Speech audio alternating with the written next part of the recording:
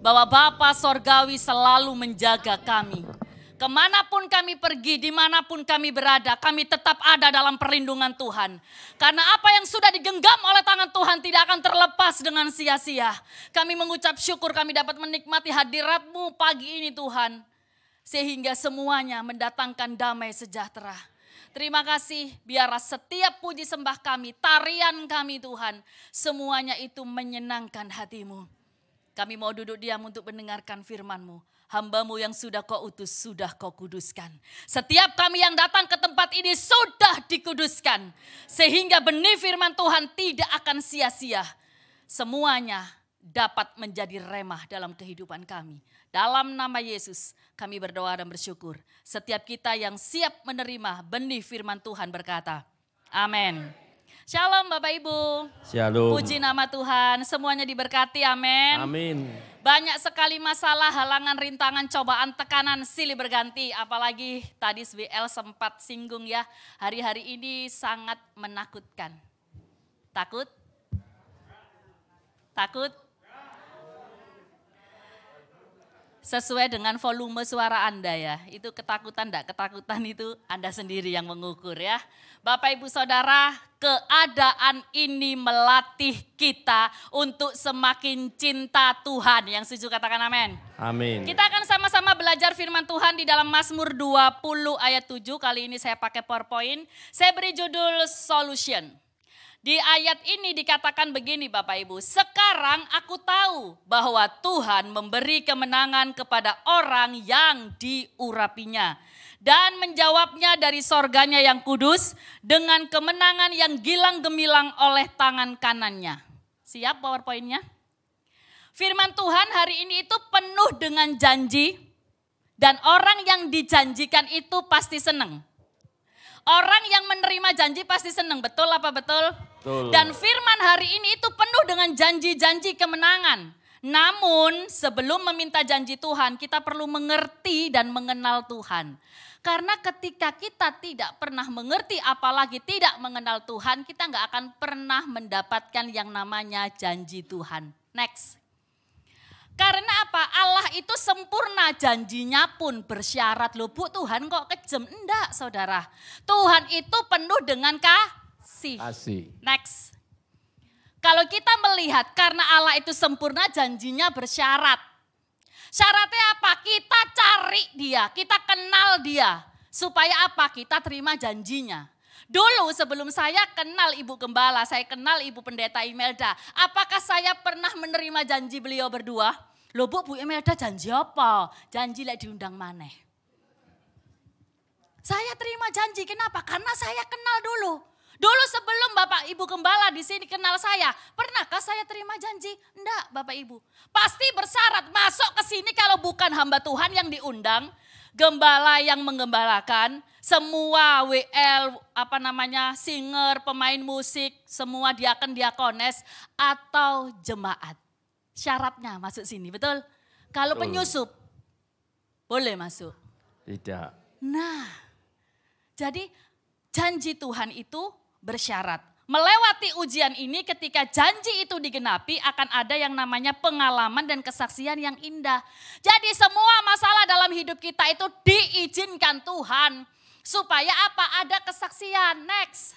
Kalau kita tidak ada mengalami satu masalah, gak ada yang namanya mengalami Tuhan. Terus kita kalau mau saksi di luar seperti apa? Katanya nak Tuhan, katanya orang Kristen diberkati. Tapi kalau kita tidak pernah mengalami masalah, itu gak akan ada yang namanya modal untuk kesaksian. Sudahkah Anda mengalami janji Tuhan? Amin. Siapkah Anda mengalami ujiannya? Siap. Orang terima upah harus kerja. Orang terima berkat harus ada masalah. Tadi sudah diajak goyang loh sama WL-nya ya. Aku sampai lali lagi nang gereja loh saudara ya. Gak ngerti ki singer itu ngeliatin saya loh Bu Maria. Ya, saudara saya kalau sudah memuji Tuhan itu harus totalitas. Nyembah itu totalitas. Wes jangan hiraukan sebelahmu gak gerak yo karepe saudara ya. Masih aku ndok kene kudu delok ngene iki gak apa-apa ta pendeta gak apa-apa ta. Ya aku wes gak ngurus. Kenapa? Karena roh saya lagi menyala. Lah kita kalau memuji Tuhan apalagi tepuk tangan ya. Tepuk tangan itu kan harusnya membuat urat saraf ini ketemu ya. Plok plok lah itu namanya semangat. Kita itu tanya sama tangan kita, kowe gelem tak keplokno. Ceplok. Ceplok. Saudara, gak bunyi loh. Kalau kita melihat worship leader tadi, wes musiknya enak saudara. Mari gitu mek meneng dok gini kayak orang upacara. Kira-kira enak enggak? Gak enak. Ya. Kalau kita nyanyi, kita muji Tuhan, ayo totalitas. Semua janji itu akan diterima ketika kita ketemu sama Tuhan. Katakan ketemu. Amin. Kita akan melihat ada 3 solution untuk meraih kemenangan yang Tuhan janjikan tergenapi. Yang pertama, next. Setia dan tekun membaca firman Tuhan. Di dalam 1 Timotius 4 ayat 13 di situ dikatakan, sementara itu sampai aku datang bertekunlah dalam membaca kitab-kitab suci, dalam membangun dan dalam mengajar. Ya, kalau kita membangun ketika kita membaca firman Tuhan saudara itu bisa bersifat seperti konseling. Bisa menghibur, menasehati, memberi semangat. Kenapa? Ada sharing.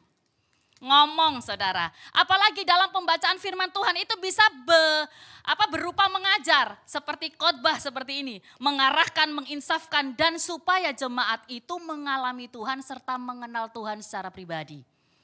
Kadang itu orang seringkali mengatakan, kon gak iso turu ta lek bengi, lek gak iso turu maca firman. Engko lak merem-merem glodak, ngantuk saudara ya. Terus disimpulkan di akhir cerita, pokoknya lek gak iso turu, obat tidurnya adalah firman Tuhan. Begitu ditanya, ma bengi wis maca firman? Sudah bu, ayatnya apa? Lali. Lo ayatnya lo lali, apalagi maksudnya. Gak ngerti saudara. Ya, kemarin saya melayani ada satu ibu-ibu begini saudara. Ketika saya selesai khotbah, dia ngomong sama saya waktu makan. Bu Maria boleh tanya, selama saya bisa jawab akan saya jawab. Pertanyaan apa saja.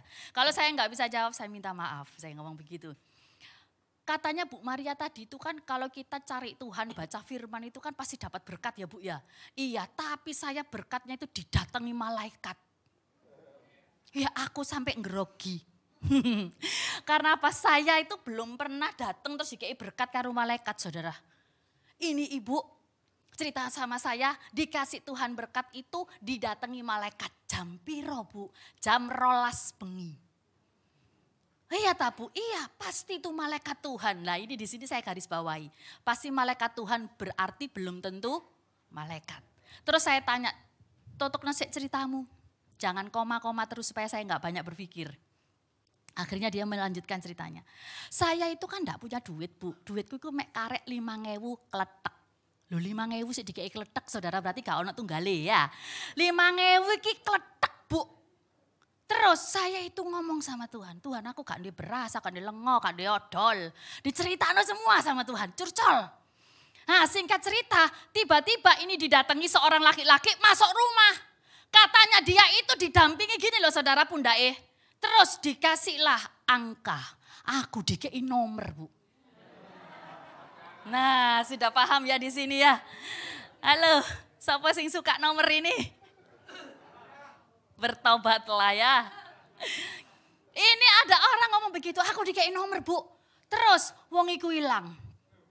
Saya keluar rumah Bu, saya paginya itu keluar rumah, saya cari orang sing jual nomor itu ada apa enggak. Terus Bu, gak ketemu. Terus apa yang kamu lakukan? Aku masuk gang demi gang tak tanyai semua. Nduk kena dodol nomor. Saya keliling bawa uang saya 5.000 keletek. Akhirnya apa Bapak Ibu? Dia ketemu sama tukang becak, dia ngomong, "Pak, aku titip pokoknya gak ngerti leh munu kok no nomor duitku mek 5.000 iki nomere." Saudara, dia ngomong, "Sore-sore Bu 4:30, tukang becake moro." "Lapo Bu?" Ngomong ini, "Nomormu sing kok tuku mau oleh iki oleh 350." Saudara, saya itu ditanya ibu ngene iki berkat Tuhan apa duduk? Halo? Bukan. Bukan saudara. Tuhan itu tidak pernah kasih yang namanya berkat berupa kompromi dengan dosa. Tidak mungkin Tuhan itu kirim malaikat kasih nomor. Saya tidak percaya ini. Jadi jangan pernah mengada-ngada ketika Anda main judi, ketika Anda togel, terus dapat berkat ngomong, Tuhan terima kasih ini berkatmu. Tidak. Salah saudara. Kita punya mindset itu jangan oleh duit itu berkat. Bukan. Jadi kalau Tuhan memberkati pasti dalam posisi yang benar. Yang setuju katakan amin. Amin. Makanya kenyang dulu dengan firman. Kalau enggak kenyang dengan firman ya seperti ini saudara. Asal pokoknya oleh duit berkat bu. Enggak. Terus notogel. Mateng. Ya. Perkutut manggung. Katanya nanti kalau sudah ngikuti buntut. Bingung saudara. Ya. Jadi jangan ikuti nomor-nomor seperti itu. Dulu almarhum orang tua saya pun melakukan. Aku dorong Kristen. Sik cilik saudara kelas 5. Saya tahu bapak saya seperti itu. Itu ngerusak mindset. Wow, 1.000 oleh 70. 5.000 oleh 350 saudara. Ya, kemudian terus ini 350 ditukok nomane. Suwe-suwe gulung tikar. Ya, ingat. Kedua hal ini baik dalam konseling maupun khotbah, baik dalam mengajar maupun membangun next. Ini adalah kedua hal yang menjadi satu kesatuan. Di dalam Roma 12 ayat 7 dan 8, next ya. Jika karunia untuk melayani, baiklah kita melayani. Jika karunia untuk mengajar, baiklah kita mengajar. Jika karunia untuk menasehati, baiklah kita menasehati. Siapa yang membagi-bagikan sesuatu, hendaklah ia melakukannya dengan hati yang ikhlas. Siapa yang memberi pimpinan, hendaklah ia melakukannya dengan rajin. Siapa yang menunjukkan kemurahan, hendaklah ia melakukannya dengan sukacita. Sekarang saya bertanya, coba next slide berikutnya. Ada 2 pertanyaan di sini. Seberapa lama kita konsekuen dan konstan melakukannya? Ini pembacaan firman saudara. Dan yang kedua, berapa lama kita membaca Alkitab setiap hari? Siapa yang baca 1 pasal? Yang baca 2 pasal? Yang baca 3 pasal? Yang baca 10 pasal? Saudara, saya ngacung mek Bu Imelda tok. Ayo bayar harga. Baca firman, roh kita itu kelaparan kalau kita nak kenyang firman. Ditanyai jadi orang Kristen berapa lama? Umurku bu, aku jadi Kristen. Umurnya pira? 70. 70, 80 jadi orang Kristen ditanyai. Nduk Alkitab iki ono kata-kata melek. Loh iya tah. Bingung saudara, ada di dalam Matius dikatakan ketika Yesus itu menyembuhkan orang buta, dia meludah ke tanah, mengaduk-ngaduk tanah itu dengan ludahnya, langsung disawat mak pelek di matai. Orang itu langsung melek. Ada di Alkitab. Lek gak tahu maca Alkitab, gak eru kata melek nduk unono saudara. Ya. Kita melihat diagram ini. Ada Selasa, ada Rebo, ada Kemis, ada Jumat, ada Sabtu. Lebuk Senin endi? Senin mendelep. Ndak saya kasih tulisan kenapa? Karena paling rendah. Banyak orang yang takut hari Senin. Karena kalau sudah Senin, buyuten saudara. Parkinsonik umat. Kenapa? Menghadapi realita hidup. Katanya kalau hari Senin kerja ya wis wae butek. Bosku iso ngamuk, pelayanan wayahe gak karu-karuan saudara. Sambat kabeh. Akeh hono syukure ben lali carane sambat. Kalau kita naik turun seperti ini, Selasa, Senin awalnya orange itu ya gak moco atau moco cuma 3 ayat. Kemudian Selasa naik lagi, Rebo turun, Kemis naik lagi, Jumat turun, Sabtu naik lagi. Saudara, jangan sampai seperti ini. Baca Alkitab itu harus konstan. Setiap hari kita makan apa enggak? Makan dong. Enggak makan lah rugi wong sate enak, rawon enak saudara ya. Kalau kita tidak makan itu salah kita sendiri. Dalam Wahyu 3 ayat 10. Karena engkau menuruti firmanku untuk tekun menantikan aku, maka aku pun akan melindungi engkau dari hari pencobaan yang akan datang atas seluruh dunia untuk mencobai mereka yang diam di bumi. Kalau kita enggak tekun baca firman, kita enggak akan terima janji Tuhan. Kenapa Bu kok tidak terima? Tuhan kok kejem ya? Sekali lagi saya katakan Tuhan tidak kejem. Karena kita itu tidak pernah baca surat cintanya Tuhan. Dari Kejadian sampai Wahyu itu surat cinta. Tapi kita kalau menyanyi, Yesus kekasih jiwaku. Ya tak? Yesus kekasih jiwaku dikei surat gak tau diwoco. Alasannya apa? Mumet Bu, lek perjanjian lama. Baca aja saudara. Kita kepingin sehat. Sayur doyan gak doyan dimakan. Kita sakit tadi sudah ada loh ya lagunya. Bilurnya, bilurnya, bilurnya menyembuhkan. Kita dapat merasakan bilur Yesus menyembuhkan kita kalau kita tahu bahwa itu ada di dalam Alkitab. Bagaimana kita bisa tahu kalau kita gak bisa baca atau gak pernah baca. Ada orang alasan begini, Bu, ininya papa saya itu sudah bolong. Jadi kayak so ngomong saudara. Saya ngomong begini, sekarang itu ada aplikasi yang namanya Alkitab Suara. Setelno papamu iku bendino. Akhirnya benar saudara, dia nggak bisa ngomong tapi dia punya mata, dia punya telinga. Kalau dia rindu dengan surat cintanya Tuhan, apa yang dia dengar kan nggak bisa diucapkan, ditulis loh saudara. Jadi nggak ada alibi, alasan atau apapun itu nggak mau jual Alkitab. Amin.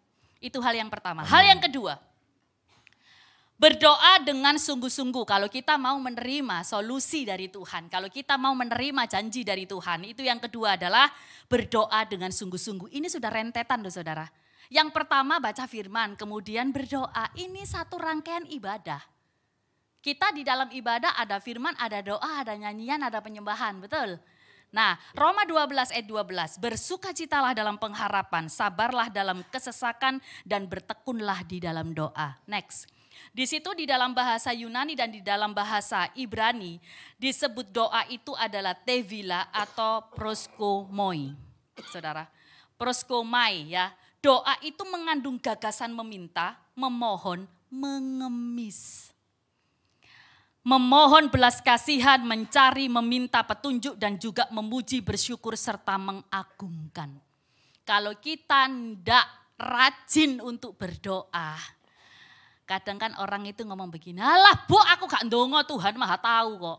Apa saja loh yang menjadi masalahku Tuhan tahu. Tuhan memang maha tahu Bapak Ibu. Contoh sekarang, saya sama Josia, anak saya usia 6 tahun, itu saya antar sekolah. Dia itu di belakang itu selalu pundak saya dipegang. Mami, mami, lurus.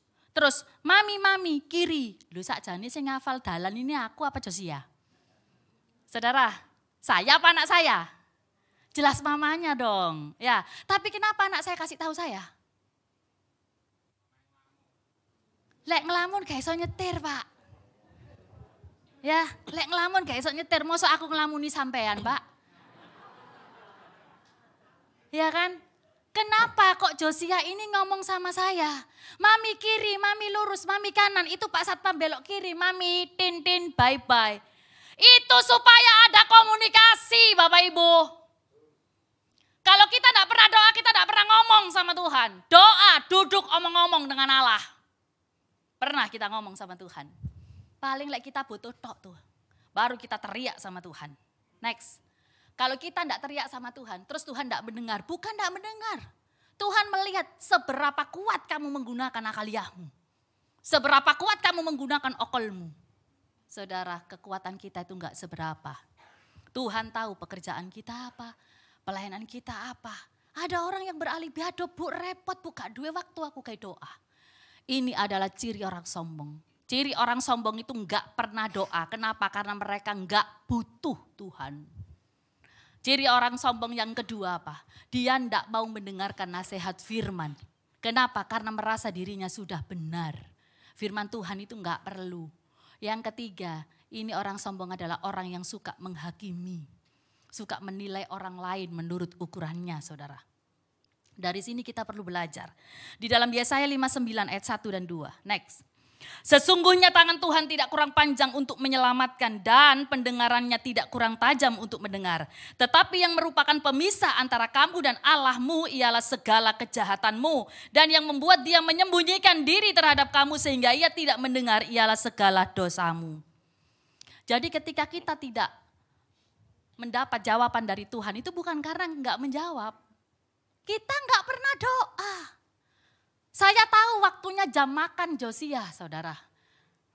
Apakah saya nunggu Josia minta? Enggak kan? Saya punya waktu. Tuhan juga punya waktu untuk kabulkan semuanya itu. Dan ketika Josia kelaparan banget, belum waktunya jam makan, dia pasti ngomong, "Mami, adik lapar." Itu pasti disebutkan. Supaya apa? Ada komunikasi. Kalau kita nggak punya komunikasi dengan Tuhan, itu bukan berarti Tuhan membisu. Tidak, Bapak Ibu. Saya kesini selalu saya disambut dengan ramah. Karena apa? Saya selalu, "Shalom Bu Maria," ada komunikasi. Saya lo nggak tahu Bu Imelda dari sana. Tapi selalu beliau itu menghampiri saya, "Shalom," itu komunikasi. Lalu aku diundang Rene Longgo terus aku gak disopo. Betapa hancurnya hati saya. Kok kayak gak diwawu aku karo Bu Imelda ya? Enggak. Butuh komunikasi meskipun sudah kenal. Justru kenal itu komunikasinya lebih cepat, saudara. Ada orang ngomong, "Bu Maria titip doa yo." Sampeyan ku ngomong karo Tuhan cepet jari sopo? Enggak, saya manusia biasa. Tuhan juga menguji saya, saudara. Sekarang kalau kita ngomong enggak punya waktu, di dalam mobil bisa berdoa kok sambil berangkat kerja. Di jalan bisa ngomong kok, nyanyi oi, itu doa. Seperti kita melihat Yeremia 29 ayat 11. Kalau kita sambil nyanyi saudara, itu enak. Di dalam bahasa Ibrani itu lagunya begini. Kianoki hiadati et hamma hashavot hasher hanoki hosep alehem neum Adonai masvot salom welolera latet lachem aharit wetikwa. Sambil nyanyi tapi kita ngucapno firman. Betul apa betul? Bu aku gak iso Bu angel Bu nyanyi ngono. Ya ojo ndolek nyanyian sing angel. Saya itu semua saya pelajari. Ketika saya bosen lagu ini ya saya nyanyi lagu lain saudara. Sungguhan. Saya ketemu sama orang Madura. Saya ajak nyanyi lagu bahasa Madura. Lu iso tabu. Gusti Yesus sae.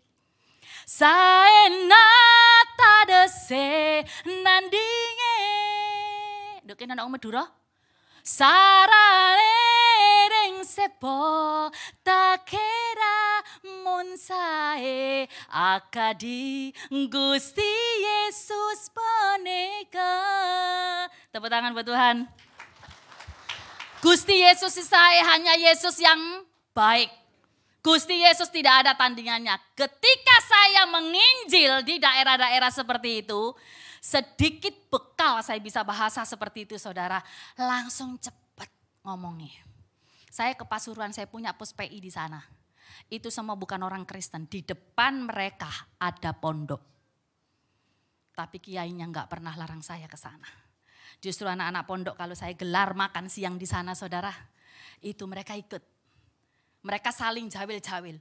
"Hei rek, merem rek, boleh kak merem kak doa, le kak doa kak bangan. Ayo rek merem." Saya ngomong begini, ketika Anda tutup mata, Mami berdoa. Kalau Anda tidak tutup mata, Mami tidak berdoa. Langsung senggol kanan kiri saudara, merem rek kak mangan. Akhirnya saya berdoa dan saya berdoa itu lantang wong iku ndek latar saudara Yuno latar. Halaman. Saya ngomong, "Tuhan terima kasih buat makan siang hari ini, Tuhan berkati dalam nama Yesus berdoa." Haleluya. Amin. Mangan rek. Sikat saudara. Loh saya ngomong dalam nama Yesus saya berdoa. Haleluya. Dia ngomong amin. Langsung ngomong Allahumma shalli ala Muhammad. Saudara. Yo keliru jawabannya. Saya ngomong kalau Mami ngomong dalam nama Yesus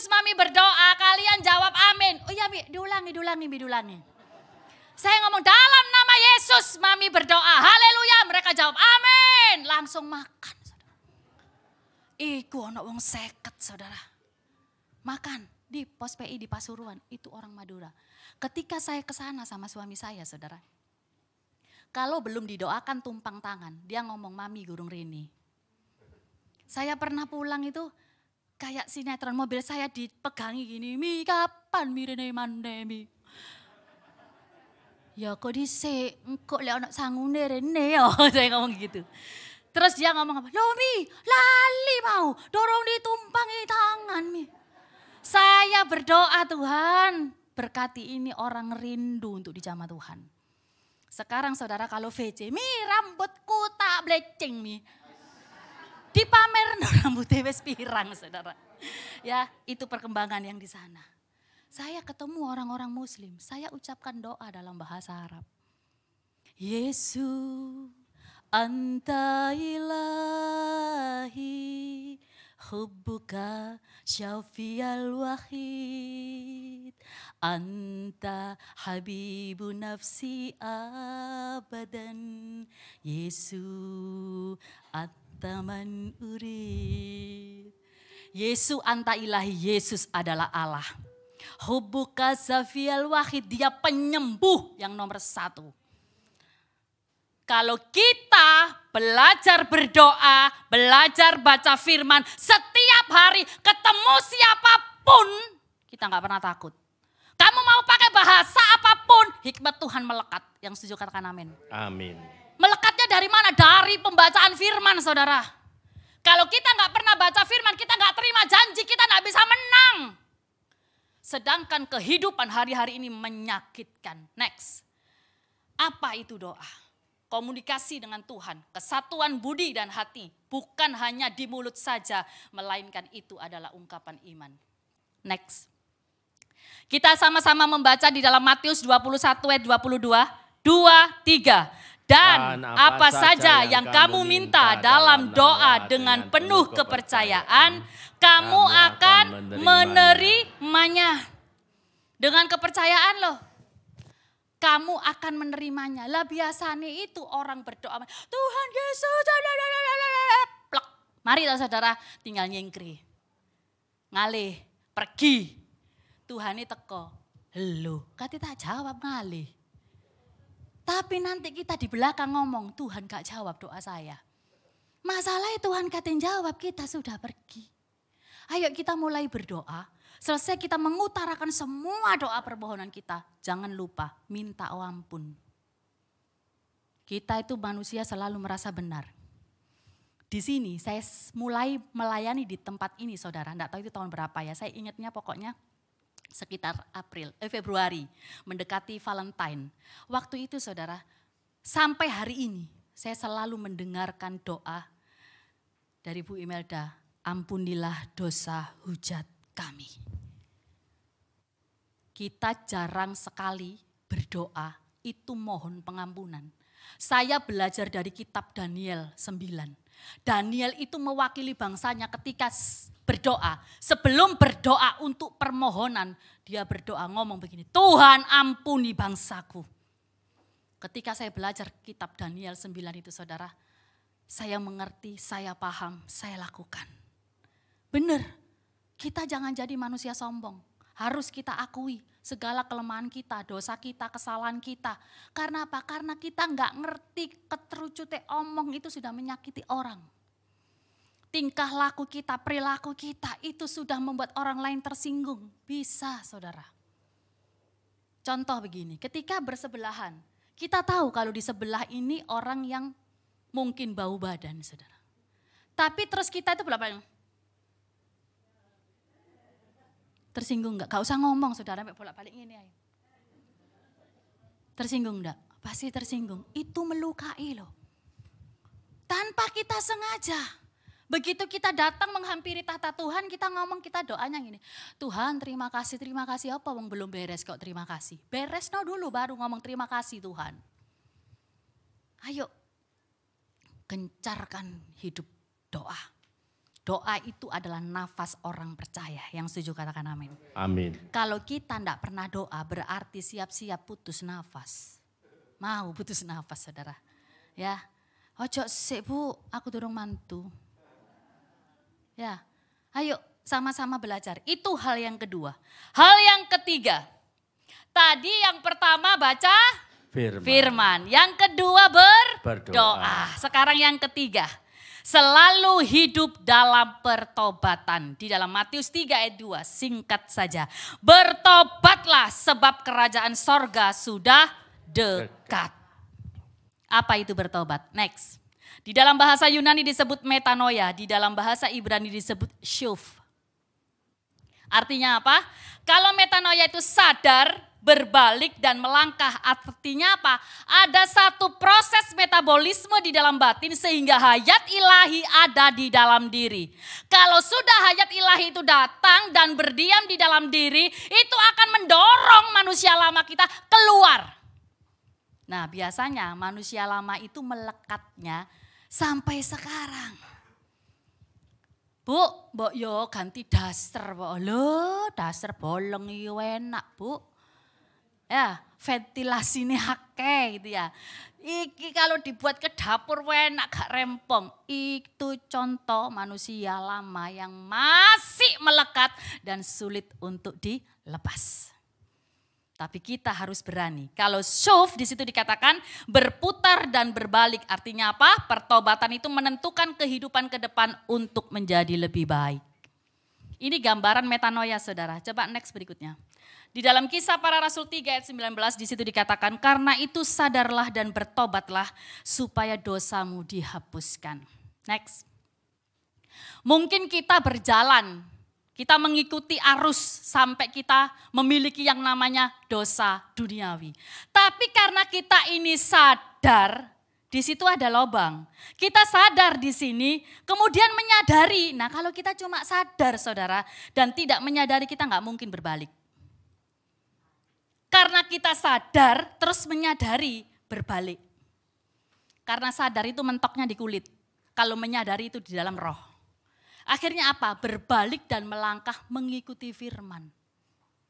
Makanya kalau kita baca firman, itu harus sungguh-sungguh. Berdoa juga harus sungguh-sungguh. Hidup di dalam pertobatan itu setiap hari. Bukan ngenteni Paskah. Oh gak apa-apa sih Bu, saulan pisan kan ono perjamuan kudus. Kalau perjamuan kudus kan nanti diampuni dosanya. Banyak Bu orang yang seperti itu. Ngomong sama saya, Bu setiap kali aku habis buat dosa, aku langsung masuk kamarku doa. Ngapain Pak, Bu? Aku perjamuan kudus untuk menebus dosa. Apakah semudah itu? Kok jadi latah? Enak laan. Wes meneh maling maneh ae. Mari ngono bengi perjamuan kudus. Oh meneh nglerek tangga ae. Bengi perjamuan kudus, suwe-suwe mabuk lagi. Kakean apa? Anggur. Wong harusnya perjamuan kudus itu ndak seperti itu saudara. Tapi banyak orang yang melakukan itu. Ayo saudara, kita beruntung masih bisa ibadah. Orang-orang itu ada yang ngomong begini, Maria, kowe meneh ono pelayanan, ada. Di mana? Betani Sangkakala 2 sesi. Yakin awakmu budal? Loh, lah apa gak yakin? Gak ditutup Pak. Betani Sangkakala itu di mana? Genteng. Loh, itu daerah merah loh Maria. Daerah merah itu artinya bahaya. Loh aku gak wapi. Siapa wani? Saudara, kalau kita laskar Kristus, api Roh Kudus mengelilingi kita, siapa yang berani sama kita? Amin. Itu perlu tekad dan iman yang besar. Pasti kalau kita nggak punya motivasi iman yang besar saudara, males nang gereja. Saya sekarang sendiri, anak saya melayani di daerah Kendang Sari, mereka WL dan Singer. Melayani saudara. Anak saya ngomong ini, Mi kita pisah, yes hari ini kita pisah. Mami di Sangkakala, kamu di Kendang Sari, podo-podo betan ini. Dah kamu ke sana. Naik gojek anak saya yang bawa mobil. Saudara, anak saya ngomong begini, mobil bawaan kamu sing jauh, mami deket tak naik motor. Loh Mi, engkau bapak-bapak sing biasanya mapak mamiku kaget. Loh Bu Maria. Ngetril. Saudara, loh saya itu enggak malu kok meskipun naik motor pelayanan. Saya pernah loh dihina, dipanggilkan herdernya pernah saudara. Waktu itu saya pelayanan diajak berdoa di rumah yang sangat luar biasa besarnya. Saya enggak tahu kalau saya itu mendekati pagar begini, yang sebelah ini bukan pos satpam tapi kandang anjing saudara. Saya langsung dengan enaknya teng teng teng teng teng. Wung, wung, langsung jenggong saudara. Begitu jenggong satpam datang. Mbak, kan terima sales. Loh saudara, aku dilokno sales. Gak nerima sales. Kenapa? Saya pakai motor Beat. Motor Beat, cilik, dilokno sales. Begitu saya keluar, saya ngomong, saya temennya Sofia. Oh, temennya Noni. Iya, saya temennya. Diajak berdoa bersama. Saudara, begitu saya masuk ke situ, saya melihat bapaknya teman saya ngomong begini. Ngerti iki apa? Gak Pak. Duh, deloken. Ngerti? Apa ini? Lawang saya disuruh melihat, ya tak pedelengi. $2 saudara di Jarno Kenceng. Tahu artinya apa? Aku ini orang kaya, kamu gak punya. Jadi kamu jangan sok-sok mendoakan saya. Saya ngomong, saya kesini bawa Injil Pak. Anak Bapak minta saya mendoakan rumah ini. Gak apa-apa, doa. Iki masak lapangan golep, ya boleh aku melaku. Tapi saya dapat hikmat saudara. Pak, saya mulai dari atas ya. Boleh, itu rumah ada liftnya. Saya diajak naik lift, saya ngomong, Pak saya masih muda Pak, saya naik tangga aja. Jangan, lututmu nanti sakit. Akhirnya saya ikut naik lift, saya itu kan bahasa roh saudara. Kamu ngomong sama saya? Oh enggak kok Pak, saya ngomong sama Tuhan saya. Dan ketika saya masuk mendoakan dan mengurapi saudara, di situ bapaknya ngomong begini, ini enggak boleh kamu sentuh, siap. Begitu sampai selesai semuanya, satu kamar itu kan enggak boleh dibuka saudara. Ya, saya duduk di ruang tamu, saya ditanyai, apa yang kamu dapatkan? Justru di sana ada berhala. Di mana? Kamar yang Bapak enggak boleh buka. Itu berhala. Kamu tahu dari mana? Kamu ada yang bisiki. Kamu kesini bawa prewangan. Loh, prewanganku gondrong. Ya. Saya ngomong, oh belum tahu ya Pak. Saya bawa prewangan gondrong Pak, 2000 tahun umurnya. Begitu saudara. Apa yang kamu lihat di situ? Saya melihat patung, saya melihat tempat ini, saya melihat itu, saya ceritakan semua saudara apa yang saya lihat di dalam roh. Saya diajak begini, melok aku. Diajak naik lift lagi. Wong di lantai 2, saya dibukakan. Ini kan yang kamu. Saya itu begitu masuk begini saudara. Iku hawane wis bedo. Saya keluar lagi. Saya masuk lagi. Loh kok bedo mana? Saya keluar lagi. Saya digini, kamu kenapa enggak berani masuk? Kata siapa saya enggak berani masuk Pak? Saya berani masuk. Saya berdoa di tempat itu saudara. Ketika dia ngomong dan dia itu malu. Dia langsung begini, udah kamu enggak usah duduk lagi sama saya, kamu pergi yo. Pulang kamu, enggak butuh kamu. Bapak enggak butuh saya, Tuhan butuh saya untuk nginjili Bapak. Saya ngomong begitu saudara. Dan teman saya itu bingung. Kak, ojo ngono Kak, engkau tersinggung. Orang kaya Kak, nanti tersinggung. Aku gak masalah kaya enggak kaya. Kita di sini diutus Tuhan, harus berani sampaikan Injil. Bapak Ibu, kalau kita tidak kuat baca firman, kita tidak kuat berdoa, kita tidak hidup dalam pertobatan, menghadapi orang-orang seperti itu, kita yang gemeter saudara. Ya, apapun tantangannya hari ini, jangan takut. Tuhan ada beserta kita, amin. Amin. Kita baca ayat terakhir. Ulangan 31 ayat 6 dan 8. Kuatkan dan teguhkanlah hatimu, janganlah takut dan jangan gemetar karena mereka, sebab Tuhan Allahmu dialah yang berjalan menyertai engkau. Ia tidak akan membiarkan engkau dan tidak akan meninggalkan engkau, sebab Tuhan dia sendiri akan berjalan di depanmu, dia sendiri akan menyertai engkau. Dia tidak akan membiarkan engkau dan tidak akan meninggalkan engkau. Janganlah takut dan janganlah patah hati. Amin. Amin. Firman Tuhan luar biasa hari ini, solution, sebuah solusi. Kita melihat di akhir khotbah ini ada video saudara. Bukan kita saja yang menghadapi yang namanya masalah. Zaman nabi-nabi sudah mengalami. Yuk silakan diputar.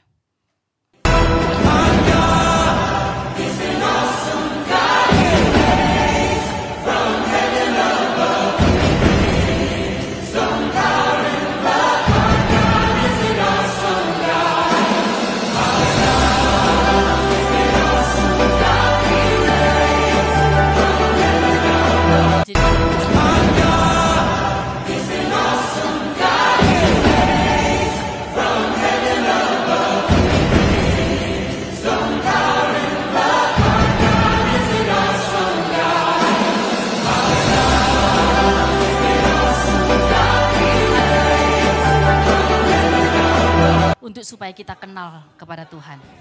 Firman Tuhan sampai di sini kiranya boleh menjadi berkat. Mari saya undang semuanya untuk bangkit berdiri, kita naikkan pujian.